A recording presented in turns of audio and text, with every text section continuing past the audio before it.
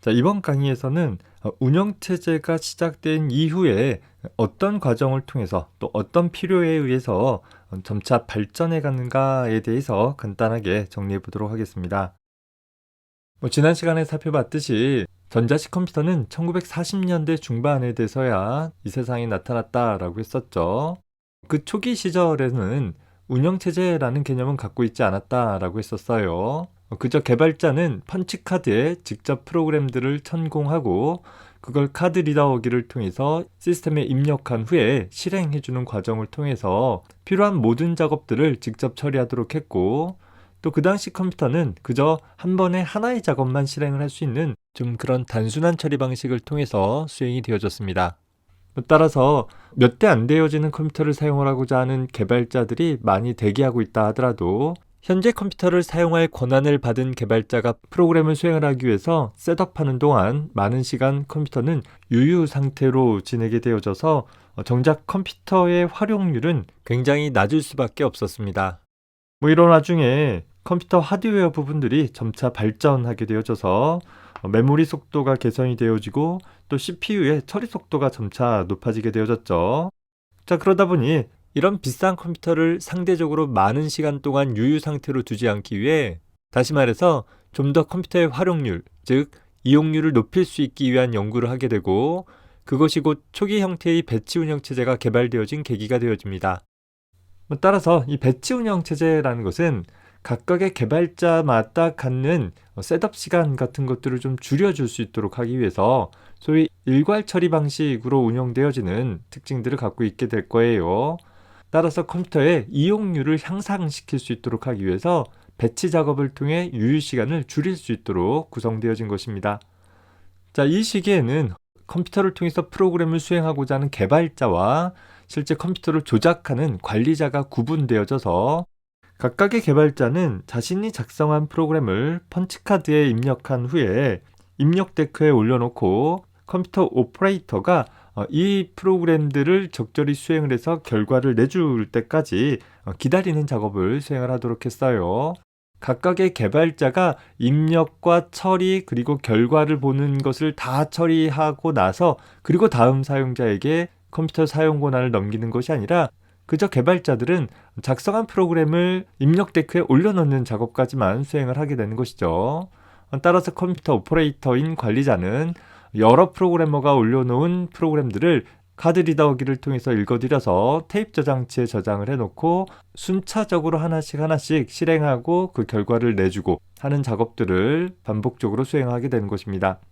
따라서 관리자는 프린터에 출력되어지는 결과물들을 그저 출력 데크에 쌓아놓게 되어지면 실행 결과를 기다리는 개발자들이 자신의 프로그램에 대한 수행 결과들을 가져가는 방식으로 처리가 되어졌어요.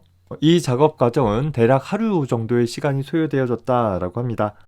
따라서 이 시기에 배치 운영 체제의 처리 특징들을 요약을 해보면 여러 개의 작업들을 한 번에 모아서 처리를 해주고 있다라는 그런 특징들을 갖고 있고, 개발자 입장에서 본다라고 하면 자기가 수행하고자 하는 프로그램에 대한 결과가 언제가 나올지가 즉각적으로 알 수가 없는, 즉 대화식 방식으로 처리하지는 못하는 그런 특징들을 갖고 있다라는 것을 정리해 볼 수 있을 거예요. 다만 이렇게 배치 방식의 처리 시스템을 통해서 컴퓨터 자체는 이전 세대에 비해서 유휴 시간을 좀 줄일 수 있도록 하는데 도움이 되기는 했지만, 여전히 배치 방식의 운영 체제는 한 번에 하나의 작업만 수행을 하고 말기 때문에 컴퓨터가 어떤 입출력 장치들을 처리하는 동안에 CPU 자체는 놀고 있는 그런 상황들이 발생되어지게 되는 것이죠. 따라서 보통 스루풋이라고 해서 시스템의 단위 시간 동안 처리하는 작업의 개수를 본다라고 한다면 그리 높지 않은 그런 문제점들이 있었고, 이런 스루풋들을 좀 높이고자 하는 고민들을 하게 되어지는 계기를 갖게 되는 것입니다. 따라서 1960년대 중반에 컴퓨터 하드웨어의 기술 발전이 급격히 이루어지게 됨에 따라 처리 속도도 향상되어지고 더불어서 가격도 증가되어지게 되어져요. 따라서 비싸게 구입한 컴퓨터를 가지고서 가급적이면 단위 시간 동안에 많은 작업들을 수행할 수 있도록 해보고 싶은 그런 욕구들이 증가하게 되어지겠죠. 앞서서 얘기한 것처럼 하나의 프로그램의 실행 형태를 살펴보면 무조건 CPU가 어떤 연산 처리만 수행을 하는 것이 아니라 CPU가 연산 처리하는 작업을 수행을 하고 나서 일부 입출력 장치를 조작하는 작업이 이루어지고 또 그 이후에 다시 연산 처리 작업하고 또 입출력 장치 조작하고 이렇게 CPU가 처리하는 작업과 입출력 장치가 처리되어지는 작업들이 다소 이렇게 번갈아 가면서 나타나는 일들이 발생하게 되어지더라라는 거예요. 자, 그런데 여기서 입출력 장치들이 어떤 작업들을 수행을 하는 동안에는 CPU 입장에서는 연산 처리할 것이 없기 때문에 그동안 CPU가 놀면서 대기하게 되어지는 이런 좀 효율적이지 못한 상황들이 발생되어지는 것이고 따라서 CPU가 놀고 있는 시간, 즉 CPU 아이들 타임을 줄여서 CPU의 이용률을 CPU가 가급적이면 지속적으로 일을 해줄 수 있었으면 좋겠다라는 고민을 하게 되는 것입니다. 결과적으로 CPU가 지속적으로 일을 해줌에 따라 단위 시간 동안 처리하는 작업의 개수를 나타내는 처리율 자체를 좀 높일 수 있도록 하는 것을 목표를 해보게 되는 것이죠. 예를 들어서 내가 가게를 운영을 하는데 아르바이트생을 고용했다라고 가정을 해봅시다. 현재 그 아르바이트생이 매대에서 손님들이 구매하고자 하는 물건들에 대해서 판매 처리를 하는 일을 수행을 하도록 했는데 우리 가게 입장에서 보면 손님들이 지속적으로 들어오는 것이 아니더라라는 거예요. 그러다 보니까 그 아르바이트생이 손님이 없을 때에는 휴대전화를 통해 게임을 하면서 놀고 있더라라는 거예요. 현재 아르바이트생을 고용한 내 입장에서는 그 모습이 좀 좋게 보이지 않겠죠. 그러다 보니까 가급적이면 내가 고용한 아르바이트생이 지속적으로 일을 할 수 있도록 부가적인 업무들을 부여하게 되는 거예요. 청소를 시킨다라든가 재고 정리를 시킨다라든가 등등의 작업들을 시킴으로써 어차피 시간당 인건비를 지급했다라고 한다면 그 친구가 가급적 쉬지 않고 일을 할 수 있게 해서 더 많은 일을 해줄 수 있었으면 좋겠다라는 것이 그 아르바이트생을 고용한 나의 욕심이 되겠죠. 마찬가지로 컴퓨터 시스템도 굉장히 비싼 비용을 들여서 시스템을 구축을 했다라고 하면 그 비싼 시스템을 최대한 이용할 수 있도록 할 수 있는 고민들을 점차 해나가게 되는 것이다 라는 것입니다. 따라서 다중 프로그래밍이라는 기법이 소개가 되어지는데 현재 내 시스템 내에는 CPU가 하나밖에는 없어요. 그렇다라고 하면 어느 한순간에는 하나의 명령어만 처리할 수 있는 그런 상황인 것이죠. 그럼에도 불구하고 다중 프로그래밍이라는 것은 현재 내 시스템 내 메인 메모리 내에 실행되어질 필요가 있는 여러 프로그램들을 동시에 적재해 놓고 있다라는 것이 가장 큰 특징이 되는 것입니다. 이전 세대까지는 당장 실행할 프로그램들만 메모리에 탑재했다라고 한다면 이제 하드웨어적인 기술의 발전으로 메모리도 좀 여유로워지고 그러다 보니까 메모리가 허용하는 범위 내에서 내가 수행시킬 필요가 있는 프로그램들을 다 탑재를 해 놓는 거예요. 다만 프로그램이 수행되어지기 위해서는 메모리에 탑재됐다라고 해서 실행되어지는 것이 아니라 우리 폰 노이만 아키텍처 환경에서 보면 CPU가 메모리에 있는 명령과 데이터를 가져가서 처리를 해줘야 되는 것이겠죠. 현재 CPU 입장에서는 하나의 프로그램에 대한 명령과 데이터들을 가져가서 처리하는 일들을 순차적으로 처리하게 되어지는데 어떤 프로그램을 처리하는 과정 중에서는 어떤 CPU가 연산 처리를 해줘야 되는 것이 아니라 입출력 장치 처리를 수행을 하게 됨에 따라서 CPU 자체는 할 일 없이 그저 입출력 장치의 처리가 끝나기를 대기하게 되어지는 그런 상황들이 발생하게 되어질 수 있다라는 거예요. 입력 장치로부터 데이터를 읽어드린다라든가 출력 장치에다가 데이터를 쓴다든가 하는 작업들이 소요되어지겠죠. 오늘날도 그렇지만 이 당시에도 보면 CPU가 처리하는 연산 처리 속도에 비하면 입출력 장치의 처리 속도는 굉장히 느리더라라는 거예요. 이런 느린 장치가 처리가 끝나기를 빠르게 동작할 수 있는 CPU가 한없이 대기하는 것은 효율적이지 못하기 때문에 바로 이 순간에 현재 메모리에 탑재되어져 있는 두 번째, 그 다음에 있는 다른 프로그램을 수행을 할 수 있도록 전환시켜주게 되어진다라고 하면 어느 한순간에는 하나의 프로그램이 수행되어지지만 하나의 프로그램이 수행되어지다가 입출력 장치의 처리 때문에 CPU가 할 수 있는 일이 없게 되어진다라고 한다면 그 다음 작업 이렇게 전환해 가면서 CPU 입장에서 보면 놀지 않고 지속적으로 어떤 작업들을 수행을 할 수 있도록 해볼 수 있겠다라는 것이에요. 다만 현재 특정 프로그램이 언제 CPU를 할당받을지는 알 수 없는 거예요. 현재 메모리에 할당되어진 작업들의 특징들에 따라서 언제 입출력 장치를 접근하는지 미리 예측할 수가 없잖아요. 따라서 단순한 다중 프로그래밍 환경에서는 사용자는 컴퓨터 프로그램과 상호작용하지는 못하고 여전히 배치 방식으로 처리하게 되어지는 것입니다. 그림을 통해서 살펴보면 자, 이렇게 메모리에 A, B, C 3개의 작업을 동시에 탑재해 놨다라고 가정을 해본 거예요. 자, 처음에는 현재 A라는 프로그램에 대해서 CPU가 쭉 처리를 하다가 이 부분에서 어떤 데이터를 읽어드려라 라는 명령을 처리하기 위해서 현재 CPU 입장에서 A 작업을 위해서는 더 이상 해야 될 일이 당장은 없더라 라는 거예요. 입출력 장치의 처리가 다 끝나고 나서 어떤 처리할 일이 있다라고 하면 이전 세대에서는 여기서 그저 기다렸죠. CPU가 입출력 장치에 대한 처리가 끝나기를 무한정 기다리고 있었다라고 한다면 다중 프로그래밍이라는 상황에서는 내가 할 일이 없네 라고 판단되어지는 순간 그 다음 작업으로 넘어가게 되는 거예요. 애초에 B라는 작업은 A 작업과 같이 메모리에 탑재되었지만 A 작업이 먼저 우선되어져서 수행되어졌다라고 한다면 B나 C는 대기하고 있다가 A 작업에서 현재 CPU가 놀게 되어지는 상황에 CPU를 할당받게 되어져서 B는 그 자신의 작업을 이어나가게 된다라는 것입니다. B 작업 역시 이 순간에 입출력 장치의 조작으로 인해서 CPU를 통해서 더 이상 처리할 내용이 없다라고 한다면 다시 그 다음 작업으로 넘어가게 되는 것입니다. 그러다가 현재 A 장치에서 입출력 장치에 대한 처리가 다 끝났다라고 한다면 다시 A 작업으로 전환되어져서 현재 필요한 CPU 처리들이 일어나게 되고 이런 과정들이 계속적으로 반복되어짐으로써 현재 CPU의 이용률을 증대시킴으로써 스루풋을 향상시킬 수 있는 그런 방법이기는 한 것입니다. 물론 아주 우연히 보면 어떤 특정 순간에는 모든 작업에서 동시에 입출력 장치를 사용을 하느라고 여전히 CPU가 놀고 있는 상황이 발생될 수는 있어요. 하지만 그 이전 세대의 처리 방법에 비해선 좀 더 효율적으로 CPU들이 작업을 수행을 해나갈 수 있게 되어질 수 있다라는 것입니다.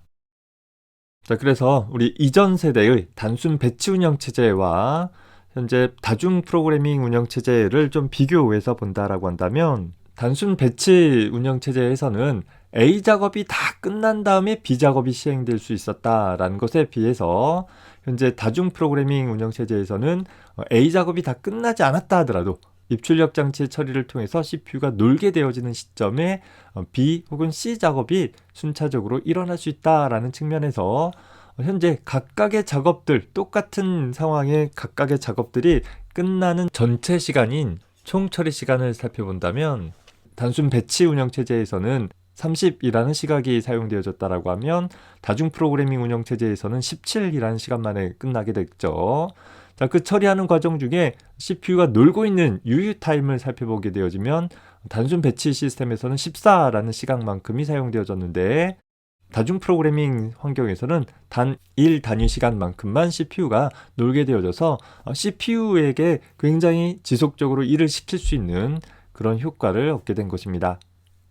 따라서 CPU의 활용률 측면에서 본다라고 하면 현재 총 처리 시간 30 중에 14만큼 놀고 있었으니까 16만큼 일을 하게 된 것이죠. 약 53% 일을 했다라고 한다면 다중 프로그래밍 환경에서는 총 17이라는 처리 시간 동안에 일을 제외한 나머지 16만큼 일을 하게 되어졌으니까 17분의 16 해서 약 94%의 높은 활용률을 보이고 있습니다. 스루풋을 살펴보게 되어지면 배치 시스템의 운영체제에서는 현재 3개의 작업을 처리하는데 30이라는 단위 시간이 필요했고 다중 프로그래밍 환경에서는 17이라는 단위 시간이 필요해서 시간당 작업의 개수를 따져본다라고 하면 배치 시스템보다 다중 프로그래밍이 약 2배에 좀 못 미치는 정도의 처리율을 보이고 있습니다. 유휴 시간은 작을수록 좋은 것이고 CPU 활용률과 처리율은 클수록 더 좋은 상황이 되어질 것입니다. 자, 이렇게 다중 프로그래밍 운영 체제를 사용하는 시스템은 다음과 같이 구성이 되어질 것이에요. 앞서서 살펴봤던 배치 운영 체제와 거의 똑같아 보이고 있습니다. 다만 여기 입력 장치를 통해서 입력받은 내용들을 배치 장치에서는 테이프 저장 장치를 사용을 했었는데 다중 프로그래밍 운영체제를 사용하는 데에서는 좀 더 빠른 자기 디스크 장치를 사용했다 정도 차이점이 있을 것 같아요. 그 사이에 기술의 발전을 통해서 좀 더 빠른 저장 장치를 사용한다 정도의 특징인 것이겠죠. 다만 이제 컴퓨터 시스템 내부에서 본다라고 한다면 각각의 개발자들의 프로그램들을 입력 장치를 통해서 읽어들여 디스크에 저장한 후에 현재 디스크에 저장되어진 프로그램들 중에서 현재 시스템의 메인 메모리가 허용하는 범위 내에 동시에 메모리에 탑재해 놓게 되는 것이고, 앞서서 배치 작업은 하나의 작업의 처리가 끝난 다음에 다음 작업을 로딩해서 처리했다라고 한다면 다중 프로그래밍은 동시에 프로그램이 탑재되어진다라는 큰 특징이 생기게 되는 거예요. 더불어서 동시에 탑재했다가 중요한 것이 아니라 하나의 작업을 수행을 하다가 입출력 장치를 조작하느라고 CPU가 놀게 되어지는 순간에 다른 프로그램의 수행을 시작할 수 있다라는 거예요. 자, 쉽게 얘기해서 하나의 프로그램의 처리가 완전히 끝나지 않았다 하더라도 다음 프로그램을 수행을 할 수 있고, 또 그 프로그램을 수행하다가 역시 처리가 다 끝나지 않았다 하더라도 다른 프로그램으로의 수행이 넘어갈 수 있는, 즉 CPU를 이 프로그램에다가도 할당했다가 이 프로그램에다가도 할당했다가 이렇게 전환되어지는 일들이 일어날 수 있게 된다라는 거예요. 이런 부분들을 CPU 스케줄링이라고 표현하기도 합니다. 물론 얼마나 많은 수의 프로그램들을 동시에 메모리에 적재할 것인가 라는 것은 현재 시스템의 메인 메모리의 크기에 좌우되어질 것입니다. 이렇게 수행되어진 결과들은 역시 프린터에 출력이 되어지고 그걸 컴퓨터 오퍼레이터는 출력 데크에다가 갖다 놓음으로써 현재 각각의 개발자들이 자신의 프로그램의 실행 결과들을 살펴볼 수 있도록 해주고 있는 것입니다. 자, 이런 다중 프로그래밍 시스템의 특징을 보면 프로세서, 즉 CPU의 이용률을 향상할 수 있는 그런 좋은 방법이기는 해요. 반면에 배치 방식의 운영체제에 비해서는 뭔가 좀 복잡하게 처리되어지는 일들이 필요하게 되어지는 것이겠죠. 자, 일단 메인 메모리도 현재 수행되어질 하나의 작업만 올려놓으면 되는 것이 아니라 여러 작업들을 동시에 올릴 수 있어야 되니까 뭔가 메모리 관리들을 좀 잘해야 될 것이에요. 또 그 메모리는 서로 다른 길이의 프로그램들이 탑재되어질 수 있고, 또 끝나면 할당 해제되어지겠죠. 할당 해제되어진 부분엔 또 새로운 작업들이 올라갈 수도 있을 거예요. 자, 그랬을 때 새로운 작업들을 어디에다가 탑재할 것인가, 이런 부분들에 대한 고민들도 필요하게 되는 것입니다. 더불어서 내가 동시에 메모리에 탑재한 여러 개의 작업 중에서 현재 수행 중인 프로그램이 입출력 장치를 접근하게 되어져서 쉬게 되어진다라고 하면 어떤 작업을 선택하게 되어질 것인가 라는 그런 스케줄링 결정 방법 같은 것들도 필요하게 되는 것입니다. 따라서 다중 프로그래밍 운영체제가 사용되어지면서 다음과 같은 이슈들을 생각해 보게 되는 거예요. 여러 프로그램을 동시에 메모리에 올려놓기 위해서는 메모리 용량의 크기가 좀 늘릴 필요가 있겠죠. 더불어서 그 메모리에 프로그램들을 적재하고자 한다라고 한다면 현재 메모리 어디가 사용 중이고 또 어디가 비어있고 또 현재 올라가는 작업을 메모리 어디에다가 할당하면 좋을지 이런 부분에 대한 고민들을 해봐야 될 것입니다.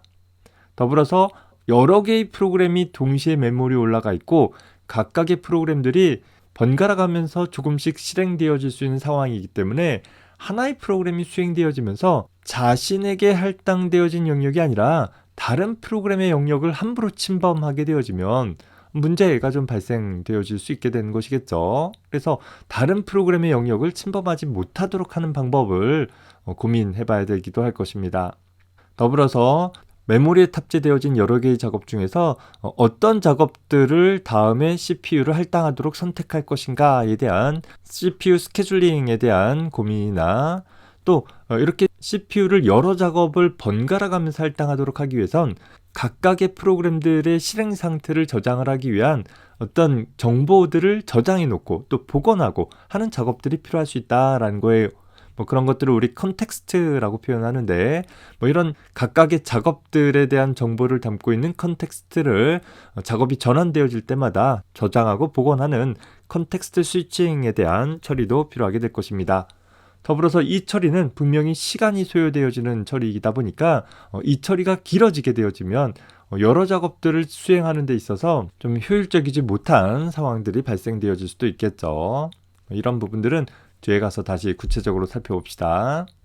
또 운영체제는 하나의 프로그램을 수행을 하다가 입출력 장치가 동작되어지는 순간에 그저 그 처리가 끝나기를 기다리는 것이 아니라 다른 프로그램을 수행하는 일들을 지속적으로 처리하다 보니까 어떤 입출력 장치로부터 현재 유의만 처리가 모두 다 끝났다라는 상황을 통지받을 필요가 있을 수도 있다라는 거예요.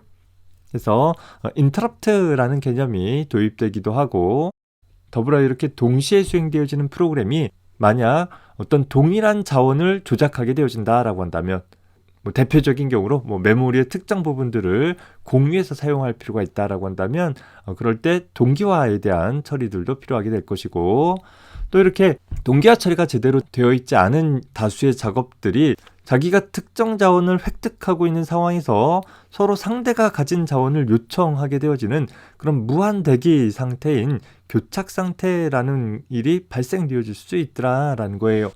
그저 한 번에 하나의 작업만 수행할 때와는 다르게 이렇게 동시에 여러 작업들을 수행하다 보니까 이런 다수의 많은 문제점들이 생길 수 있게 되어지는 것이고, 다중 프로그래밍 운영체제를 좀 더 효율적으로 사용을 하기 위해서는 이런 부분에 대한 고민들이 필수적으로 따라오게 되어지는 것이고, 자연스럽게 오늘날 우리가 사용하는 운영체제에서 바로 이런 개념들을 중점적으로 지원해주게 되어지는 것이죠. 앞서서 살펴본 배치 운영체제나 혹은 다중 프로그래밍 운영체제가 갖는 한계들을 보면 여전히 두 방식의 운영체제 모두 다 비대화식 처리 방식을 취하고 있다라는 거예요. 프로그램을 실행하고자 하는 개발자가 컴퓨터 시스템과 상호작용해가면서 일을 처리하는 것이 아니라 프로그램을 위임하면 운영자가 그걸 통해서 프로그램을 수행을 하고 그 수행되어진 결과를 오랜 시간 뒤에 출력 결과로 내주게 되어지면 그저 그 출력 결과를 받아가고 나서 내 프로그램이 어떻게 됐구나라는 것들을 확인을 해볼 수 있다라는 것이죠. 따라서 프로그램을 제출을 한 후 수시간, 길게는 하루 후에 그 결과를 살펴볼 수밖에 없는 대기 시간이 길어지는 문제와 또 사용자가 즉각적으로 그에 대한 대응을 할 수 없는 응답 시간이라고 하는데, 어떤 요청을 보내고 나서 최초 어떤 처리에 대한 응답을 받기까지의 거린 시간이 굉장히 늘어나게 되어지는 그런 단점들은 두 가지 운영체제 모두 갖고 있는 특징이 되어집니다. 예를 들어서 내가 프로그램을 넘겼는데 프로그램에 오류가 있었다라고 하더라도 그 오류 때문에 프로그램이 정상적으로 돌지 않았다라는 것을 하루 뒤에나 살펴볼 수밖에 없는 그런 단점들이 있었다라는 것이죠. 그래서 이런 부분에 대한 한계들을 좀 뛰어넘을 수 있었으면 좋겠다라는 추가의 고민들이 생기게 되는 것입니다. 그래서 그 고민의 한 방법으로 C분할 다중 프로그래밍 운영체제라는 것이 나타나게 되어집니다. 여전히 다중 프로그래밍 운영체제예요. 동시에 여러 개의 프로그램들이 메모리에 탑재되어져 있으면서 순차적으로 수행되어지는 운영체제이기는 하는데, 차이점이 있다라고 한다면 바로 C분할이라는 단어가 될 거예요. 이전 세대의 다중 프로그래밍 운영체제는 그저 하나의 프로그램에서 입출력 장치의 요청이 있을 때 한해 다른 프로그램의 수행으로 이동하게 되었다라고 한다면, C분할 다중 프로그래밍, 간단하게 C분할 운영체제라고 부르기도 하는데, 이 경우에는 각각의 장치들을 수행하도록 하기 위해서 일정한 시간을 나누어서 할당을 해주는 방식으로 처리가 되어진다라는 거예요. MIT 대학의 존 맥카티라는 교수는 프로그래밍 할 때 뭔가 이렇게 오류가 있을 때 좀 더 빠른 디버깅들을 필요로 했었는데, 앞서서 소개한 것처럼 하루 정도 지나야 프로그램의 문제점들이 리포팅 되어진다라고 한다면 너무 많이 기다리게 되어지고 또 빨리 일이 진척되어지지 않는 그런 문제점들이 생겼더라라는 거예요. 그래서 좀 더 빠른 응답을 제공할 수 있도록 동작될 수 있도록 하기 위해서 소위 대화식 방식으로 운영되어지는 운영체제를 제안하게 되는 것입니다. 자, 이전 세대에서는 여러 프로그램이 동시에 탑재되어져서 수행되어진다 하더라도 현재 하나의 프로그램에서 다른 프로그램으로 언제 넘어갈지를 알 수 없기 때문에 모든 프로그램들은 대화식이 아닌, 즉 배치 방식으로 일괄 처리 방식으로밖에는 처리가 되지 못했었어요. 따라서 사용자는 좀 더 빠른 응답을 제공받을 수 있는 대화식 방식으로 처리될 수 있도록 하기 위해서 각각의 작업마다 시간을 나눠서 어떤 짧은 시간을 빈번하게 할당을 해서 돌아가면서 명령들을 처리할 수 있도록 구성을 해본 것이에요. 자, 이제 컴퓨터 시스템을 사용하는 각각의 사용자들은 소위 터미널이라는 장치를 통해 가지고서 메인 컴퓨터에 접속을 하는 거예요. 이전에는 오퍼레이터에게 프로그램의 수행을 위임을 했었다라고 한다면 이제 시분할 운영체제에서는 우리가 컴퓨터를 사용하는 것과 비슷한 형태로 각각의 터미널이라는 장치, 키보드와 모니터, 그러니까 입력 출력 장치를 갖고 있고 입출력 장치가 간단한 전화선과 모뎀을 통해 가지고서 메인 컴퓨터에 원격으로 연결이 되어져 있는 거예요.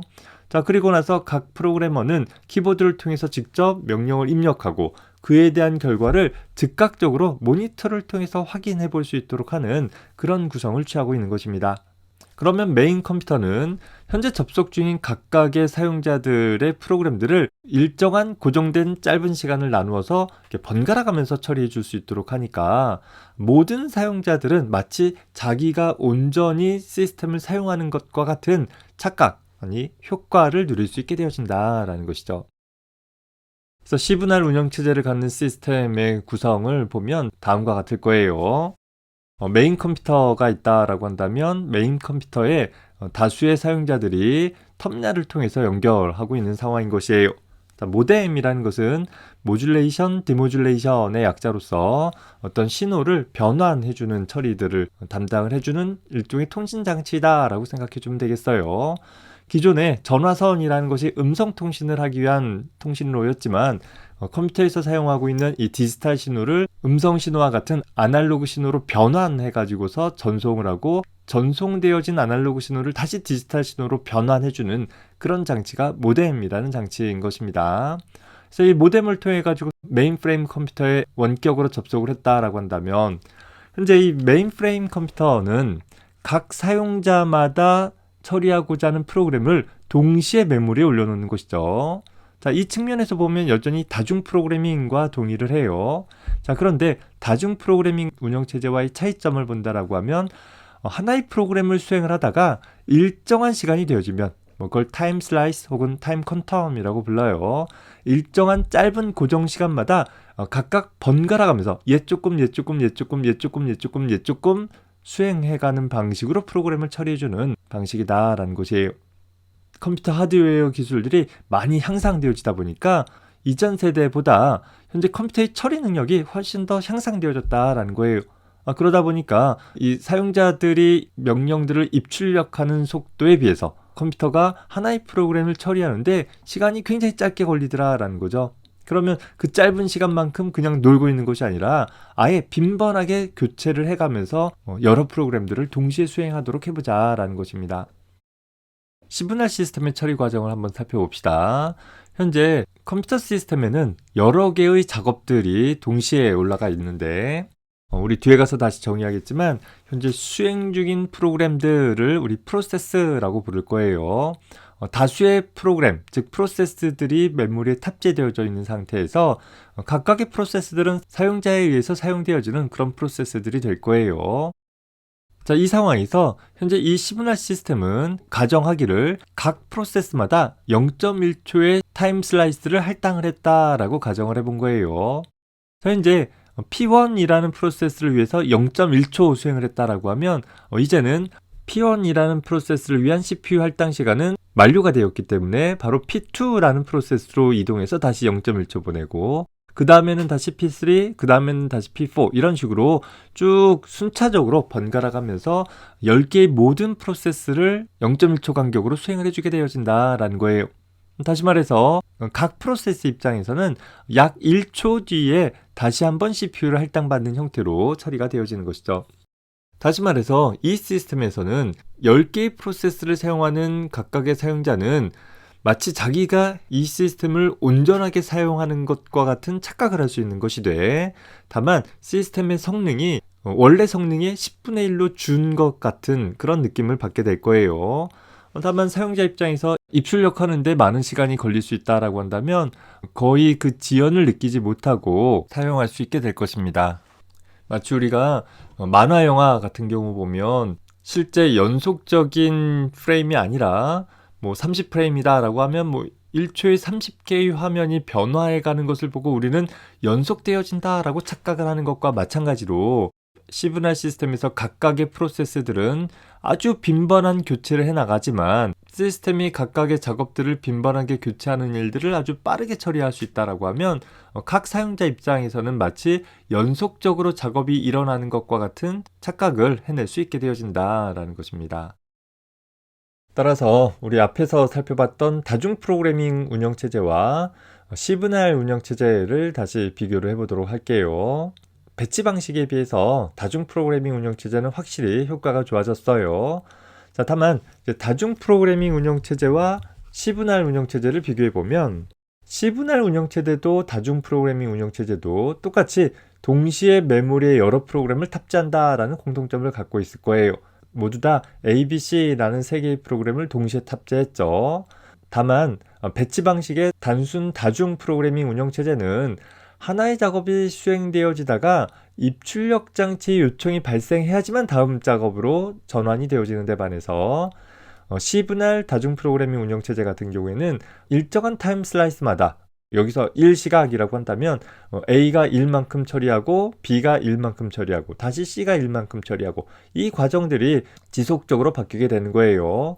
자, C가 1만큼 처리하고 나선 다시 A가 1만큼 처리하고 그 다음에 B가 1만큼 처리해야 될 차례인데 현재 B가 입출력 장치를 처리하느라고 CPU를 할당받아 봐야 처리할 수 있는 상황이 없다라고 한다면 그 시간에 C가 CPU를 할당하는 방법으로 처리가 되어지게 되는 것이죠. 자, 전체적으로 본다라고 한다면 배치 방식의 다중 프로그래밍 운영체제에서는 공교롭게도 이렇게 유효 시간이 존재할 수 있는 상황이 발생되었으나 시그널 운영체제 상황에서는 각각의 프로그램들을 짧은 시간 간격으로 빈번하게 교체하다 보니까 상대적으로 그 유효 시간이 발생되어지지 않고 조금 더 CPU의 이용률을 높일 수 있는 그런 상황이 발생하게 된 것이겠죠. 뭐 이런 시그널 시스템이 갖는 특징은 보통 멀티태스킹 시스템이라고 해서 CPU가 다수의 작업들을 짧은 시간 간격마다 빈번하게 교대해 가면서 처리해주는 그런 특징들을 갖고 있죠. 여러 개의 작업이 동시에 수행되어진다라는 의미로 멀티태스킹이라는 표현을 사용하고 있는 것입니다. 뭐 더불어서 다수의 사용자가 동시에 여러 컴퓨팅 자원들을 공유해서 사용하는 상황이 벌어지기 때문에 역시 CPU 스케줄링이나 어떤 메모리 관리나 보호 기법들, 또 파일 시스템과 보조 저장 장치인 디스크 관리 기법 등이 필요하게 되어집니다. 자, 이번 강의에서는 운영체제의 발전 과정에 대해서 살펴봤습니다. 운영체제 초기에는 각 개발자의 셋업 타임을 줄이기 위해 일괄 처리 방식인 배치 방식의 운영체제에서부터 시작해서 CPU의 이용률을 높이기 위해서 입출력 요청이 있을 때마다 다른 프로그램으로 전환할 수 있는 멀티 프로그래밍 방식의 배치 운영 체제로 이어지게 되어지죠. 그리고는 사용자와 상호작용할 수 있도록 사용자 응답성을 향상시킬 수 있는 시그널 방식의 멀티 프로그래밍 방식의 운영 체제로 점차 운영 체제가 발전해가는 그런 모습들을 살펴볼 수 있을 것입니다. 각 운영 체제가 갖는 특징들, 또 왜 그런 변화를 갖게 되어졌는지 하는 이유들에 대해서 좀 잘 정리해 둘 수 있기 바랍니다. 다음 영상에서는 운영체제가 사용되어지는 시스템의 종류에 따라서 운영체제를 몇 가지로 다시 한번 분류해 보도록 하겠습니다. 수고했습니다.